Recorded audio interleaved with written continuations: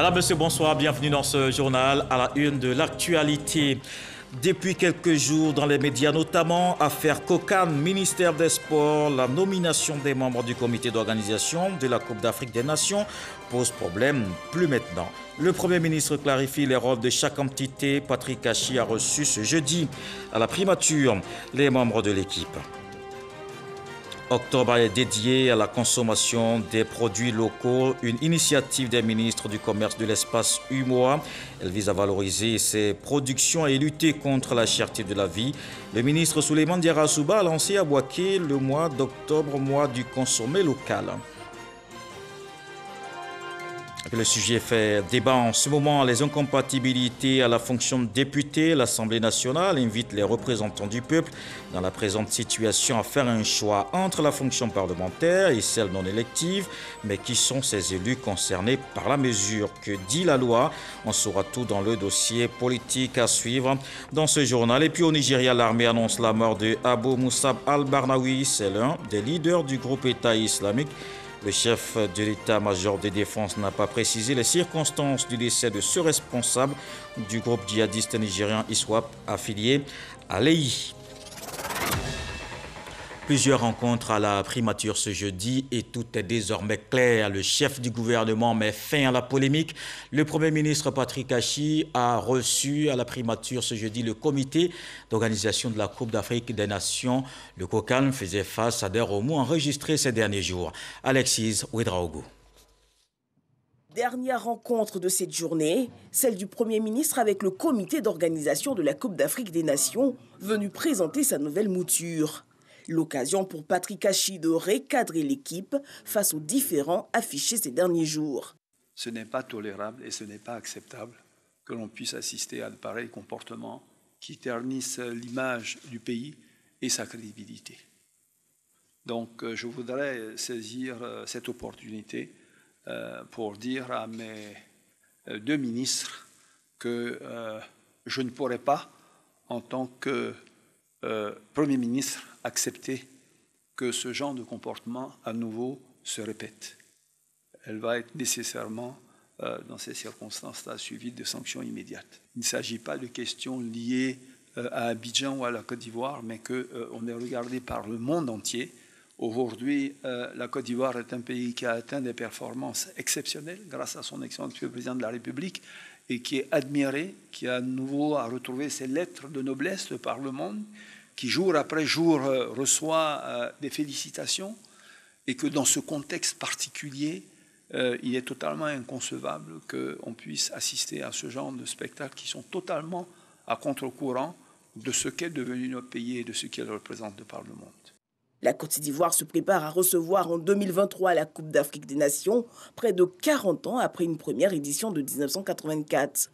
À moins de 20 mois de l'événement, le message est donc clair, tout mettre en œuvre pour le succès de ce rendez-vous. Il nous a prodigué des conseils pour la bonne marche du comité d'organisation et surtout des conseils pour atteindre les objectifs que Monsieur le Président de la République, son Excellence Alassane Ouattara, chef de l'État, attend du COCAN. Nous avons pris bonne note et nous avons tenu à le rassurer de la disponibilité et surtout de la volonté des membres du COCAN pour réussir cette mission. La Côte d'Ivoire, rassemblée avec toutes les compétences qui ont été présentées au COCAN, s'engage à offrir au monde et à l'Afrique une des meilleures CAN qu'elle aura connues.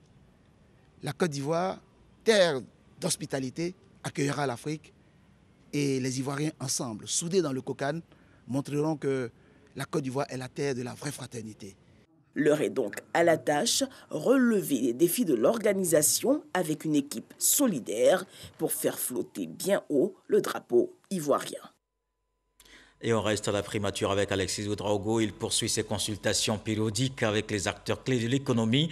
Le Premier ministre Patrick Achi a reçu ce jeudi les animateurs de la filière NACAD. Le secteur connaît une croissance remarquable au niveau de la production. La filière bénéficie d'une subvention du gouvernement à hauteur de 16 milliards de francs CFA et l'État veut aller encore plus loin en ouvrant le secteur au marché européen et américain. Ce jeudi à la primature, un agenda bien rempli pour le chef du gouvernement.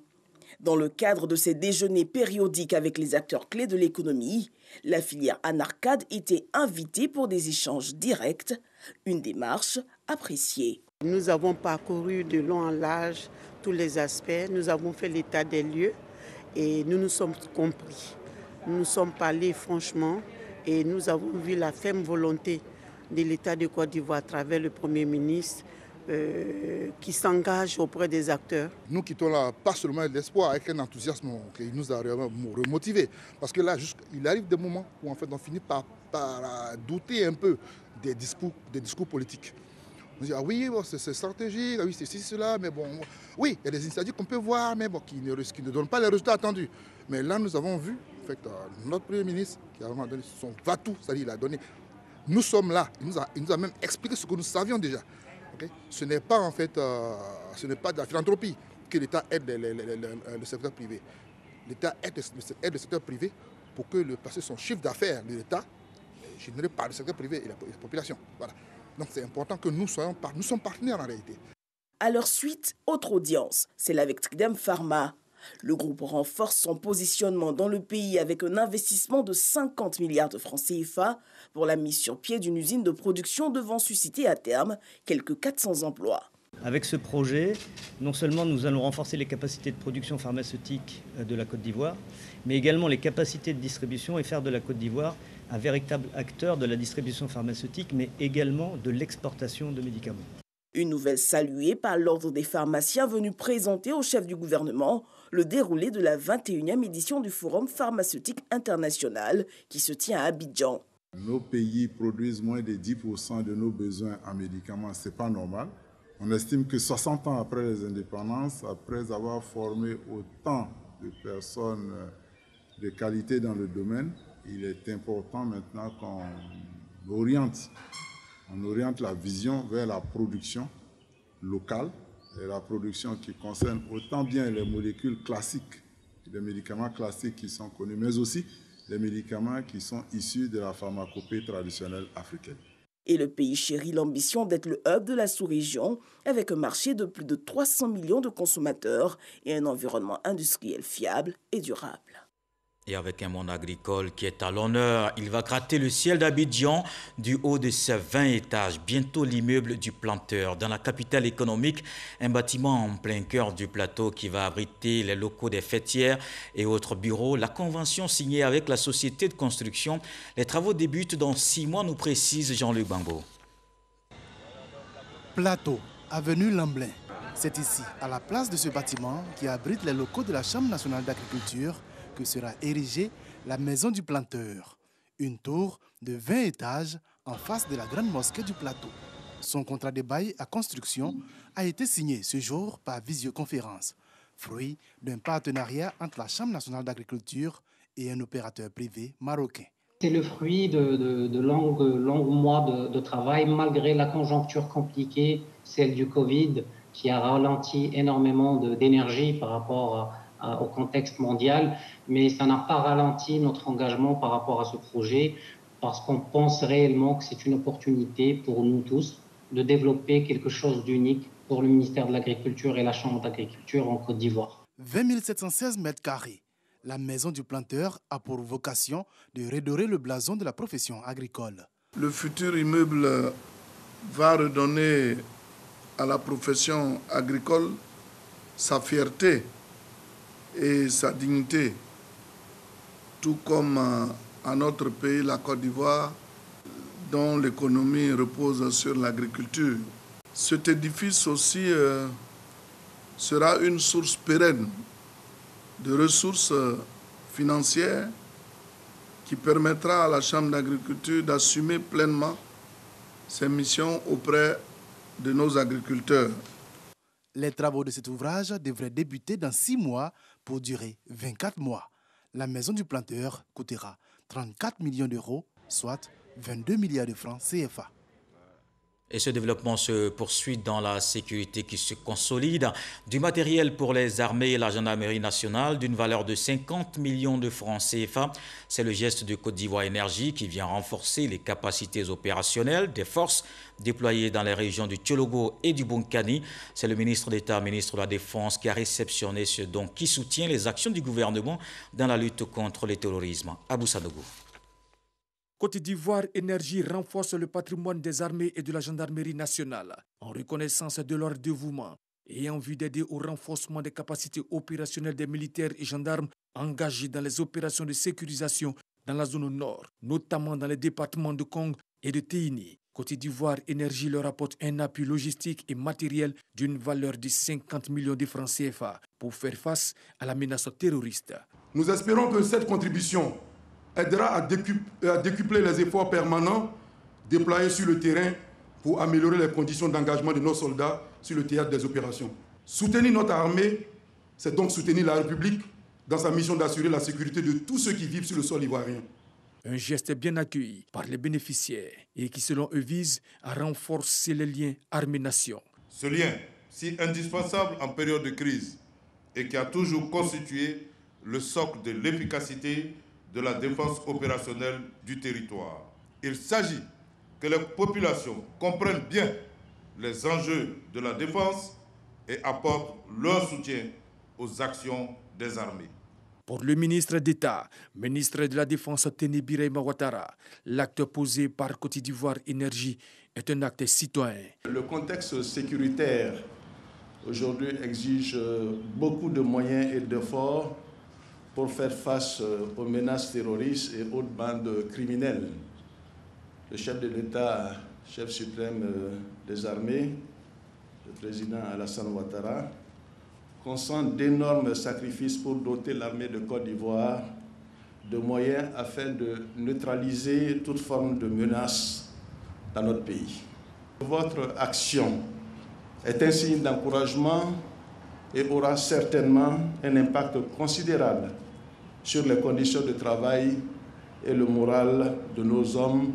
Outre la remise de matériel aux armées et à la gendarmerie nationale, les localités bénéficiaires des travaux d'urgence d'électrification rurale dans les 10 départements ont reçu des dons pour la rentrée scolaire 2021-2022. Notons que le matériel offert aux forces armées et à la gendarmerie est composé de 2 pick-up, 2 drones de surveillance à plus de 1000 mètres de portée, 30 lipicos de campagne, 30 jumelles de vision nocturne et 30 torches rechargeables de longue portée. Et le mois d'octobre est dédié à la consommation des produits locaux. Une décision des ministres du Commerce de l'espace UMOA, un moyen de valorisation des productions et de lutte contre la cherté de la vie. C'est à Bouaké que le ministre du Commerce et de l'Industrie, Souleymane Diarra Souba, a lancé cette initiative dénommée mois d'octobre, mois du consommé local. Kader Sogodogo.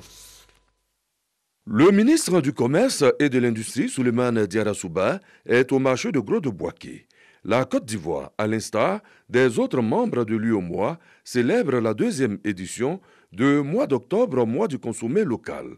Un concept des ministres du Commerce de l'espace UEMOA pour promouvoir les produits locaux.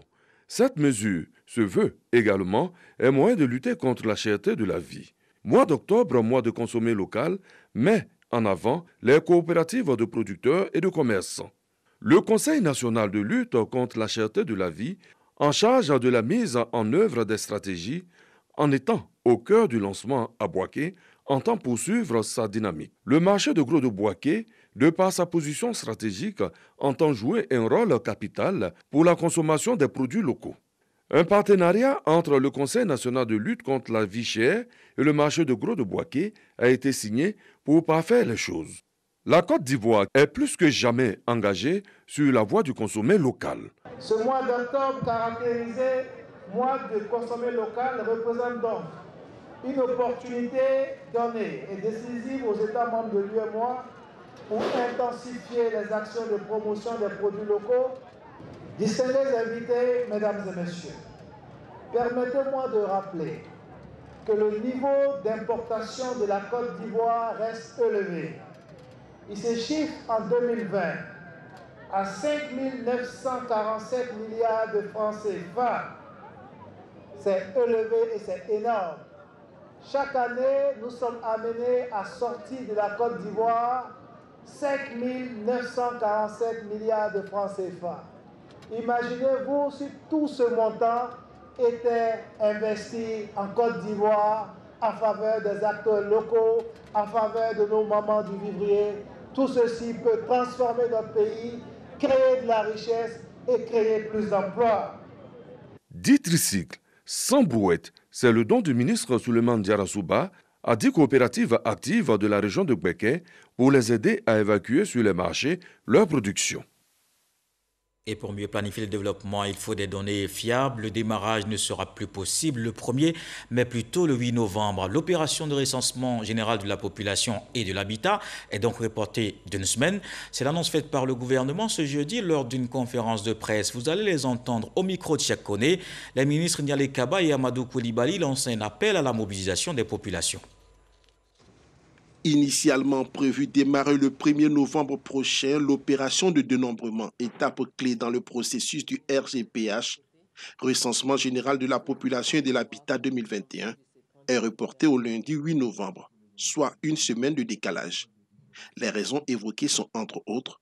Premièrement, nous n'avons pas pu disposer à temps de suffisamment de salles pour organiser la formation des 28 500 agents recenseurs, notamment ceux d'Abidjan.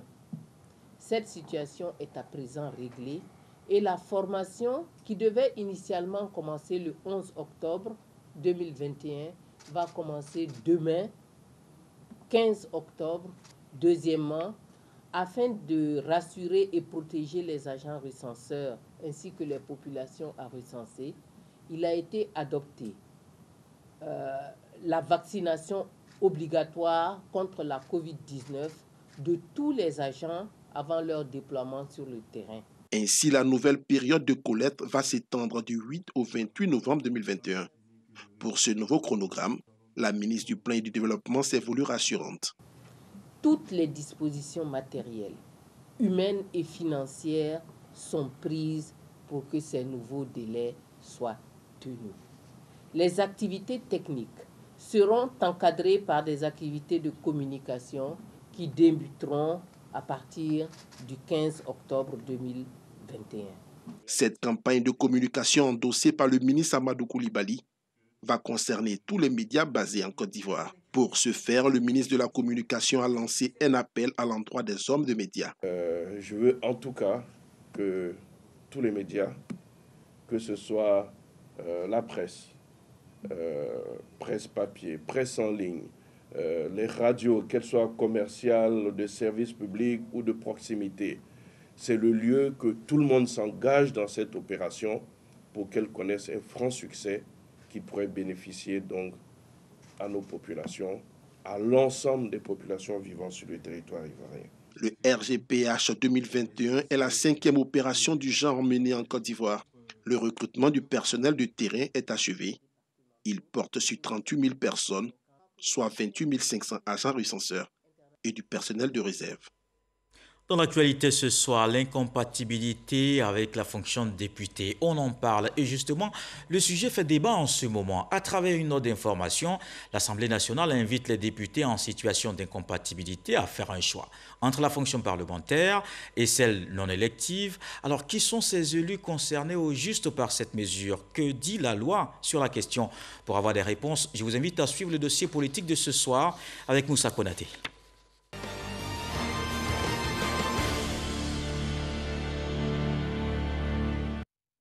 Monsieur le Président de l'Assemblée nationale invite-t-il, mesdames et messieurs les députés concernés par les dispositions légales sur les incompatibilités, à bien vouloir se conformer à la loi en lui adressant sans délai une déclaration d'empêchement à l'exercice du mandat de député. Qui sont les concernés par cette note? L'Assemblée nationale n'a pas voulu se prononcer sur le sujet. Dassansan est député de Bouna. Son nom aurait été cité sur l'une des listes. Lui tient à apporter des précisions. Le cri qui a réveillé les soupçons du président de l'Assemblée nationale est un écrit qui a été malencontreux. Malencontreux dans la mesure où cet écrit vise des personnes qui ne sont pas en situation d'incompatibilité. Moi, par exemple, j'ai été cité comme étant directeur juridique du port autonome d'Abidjan, ce qui est parfaitement inexact. Le tenant du poste s'appelle effectivement Dassansan, mais moi je m'appelle Dassansan Tilkoïdi. Ce n'est pas la même chose. Je ne suis pas le directeur juridique du port autonome d'Abidjan. Le député de Koulia, Touré Alpha Yaya, interpellé sur la dite liste, apporte sa réponse. J'ai démissionné depuis mars de mon poste de gérant d'une société dont l'État était l'un des principaux clients. Le sujet sur l'incompatibilité des députés ivoiriens cristallise en ce moment toutes les attentions. D'abord, un député, c'est quelqu'un qui vote les lois et donc il est censé respecter les lois. Et donc, quand dans un pays, un député occupe 2 postes, c'est déjà quand même pour nous les citoyens, c'est mal vu en fait. Il faut que ceux qui sont là-haut, ceux qui occupent des postes de haut niveau, puissent montrer l'exemple. Et ce n'est rien d'autre, ce n'est que les députés, voilà. Ce sont ceux-là qui doivent nous montrer l'exemple. L'incompatibilité avec la fonction des députés est prévue par l'article 19 du Code électoral ivoirien. Il stipule que lorsque des personnes élues sont frappées par les incompatibilités, il leur est fait obligation de choisir l'une ou l'autre des 2 fonctions. De l'avis de politologues, se conformer à cette règle, c'est faire preuve de démocratie. Le député a pour fonction de contrôler l'action gouvernementale.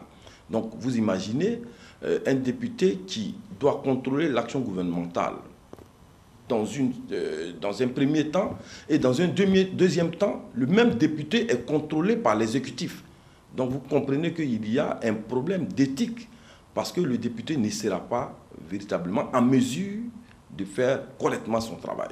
Prenons l'exemple d'un député qui est directeur de cabinet. Il est subordonné du ministre, il est subordonné de l'exécutif. Et donc vous comprenez que ce député-là n'est pas indépendant. Ce député-là ne peut pas exercer convenablement sa fonction parlementaire. Et donc il faut mettre fin rapidement à cette illégalité pour que l'Assemblée nationale puisse jouer convenablement son rôle. Pourtant, une réponse à cette question sur l'incompatibilité existe.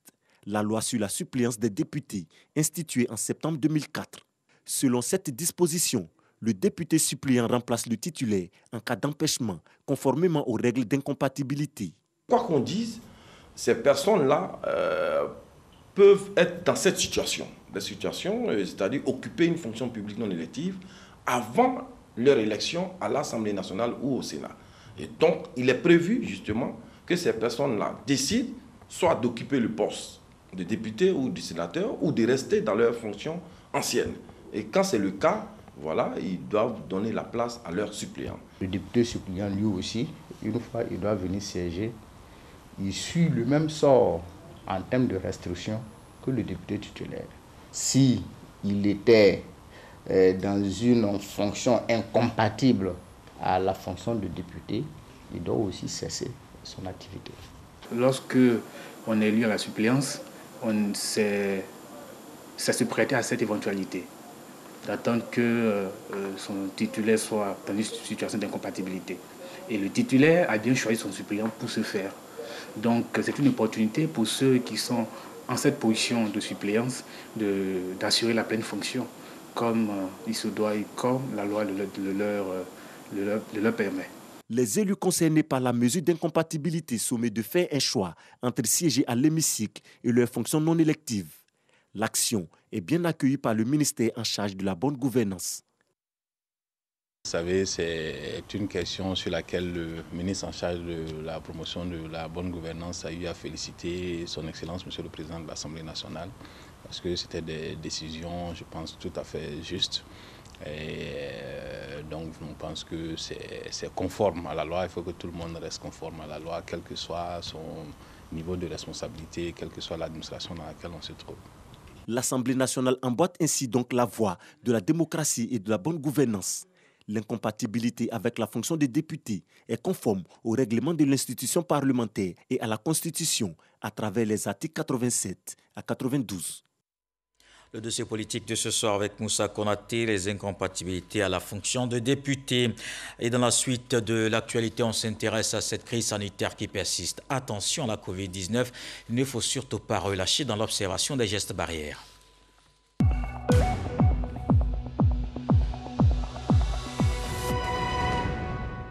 Voici les chiffres de ce jeudi. Le ministère de la Santé, de l'Hygiène publique et de la couverture maladie universelle a enregistré aujourd'hui 40 nouveaux cas de Covid-19, 88 guéris et un décès. La Côte d'Ivoire compte donc 60 942 cas confirmés, dont 59 219 personnes guéries, 673 décès et 1050 cas actifs.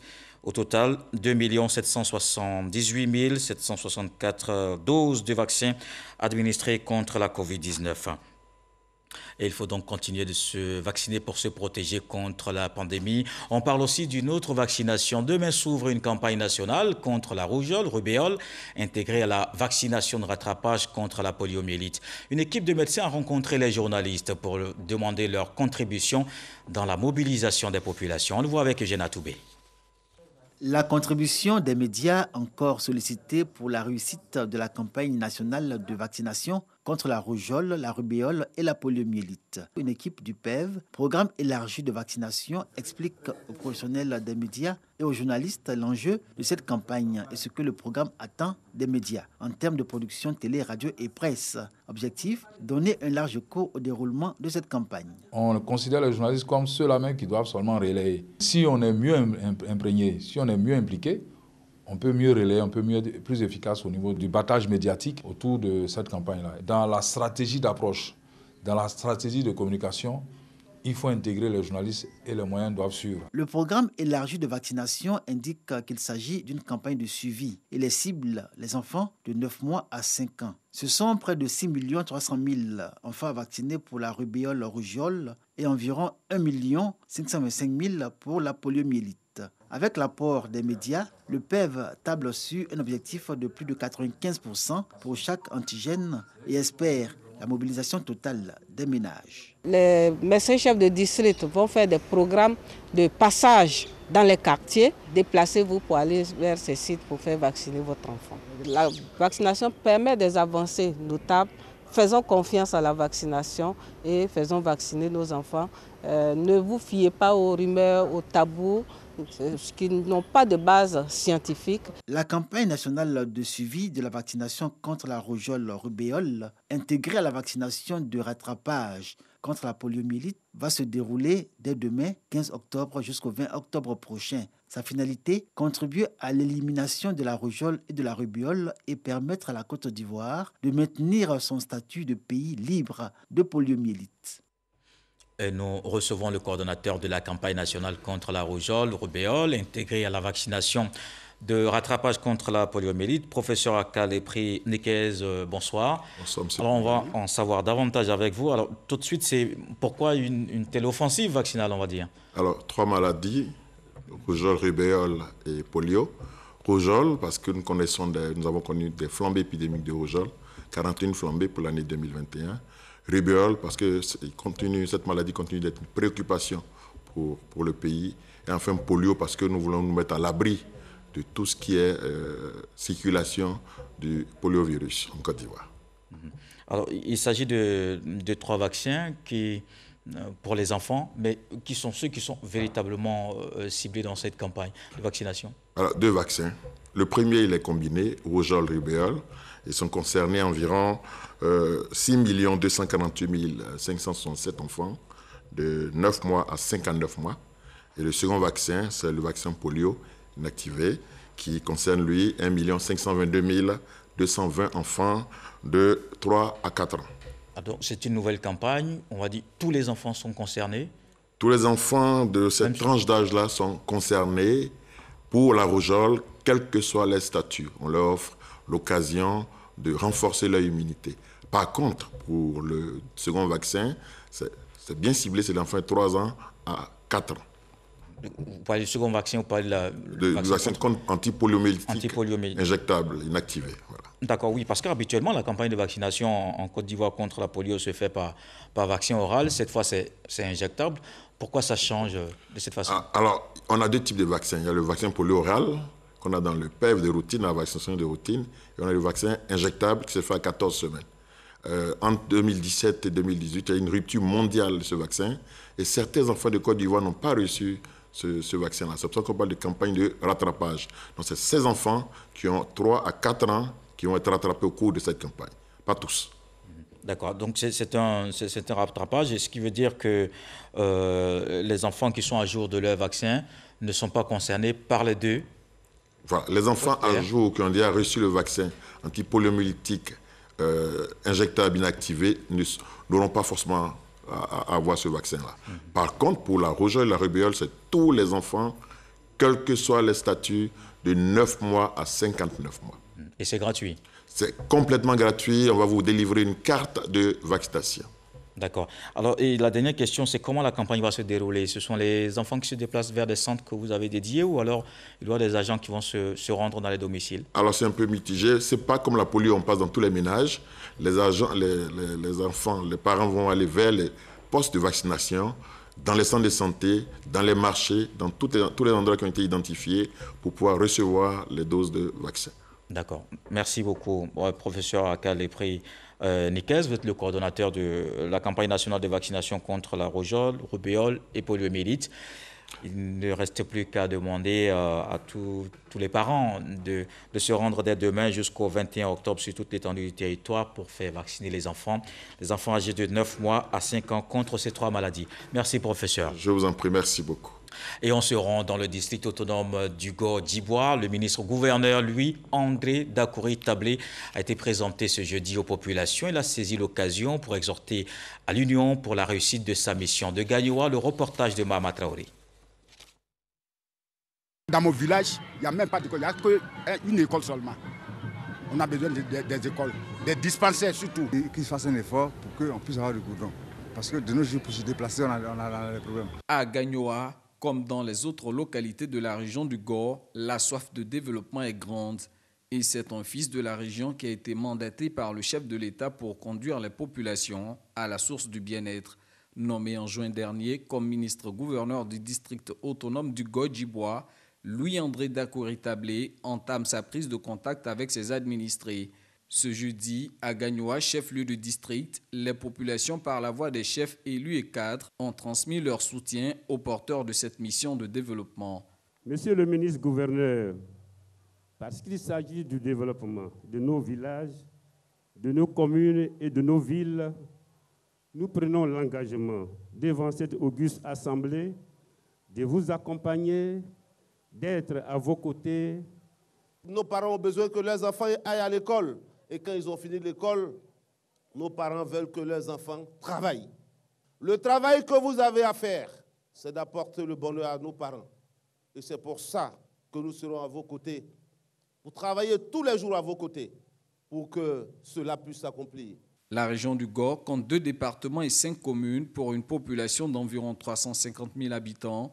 Conformément à ses attributions, le ministre-gouverneur devra veiller à la bonne exécution des projets de développement initiés par le gouvernement dans cette région, notamment le projet de renforcement de l'adduction en eau potable depuis Zambakro, le bitumage des voiries des localités de Gagnoua et Ouragayo et la construction d'un poste source à Oumé afin d'améliorer la fourniture en électricité.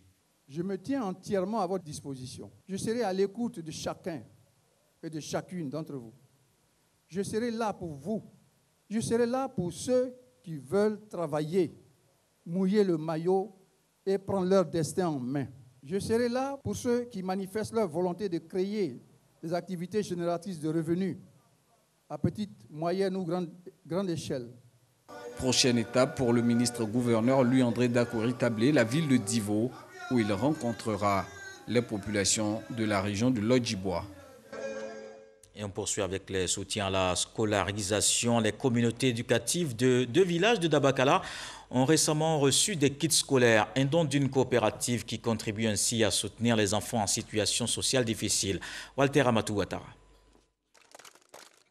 Soulagement pour 200 parents d'élèves en cette rentrée des classes à Tongbono Bamarasso et à Kafoudougou, des villages situés dans le département de Dabakala.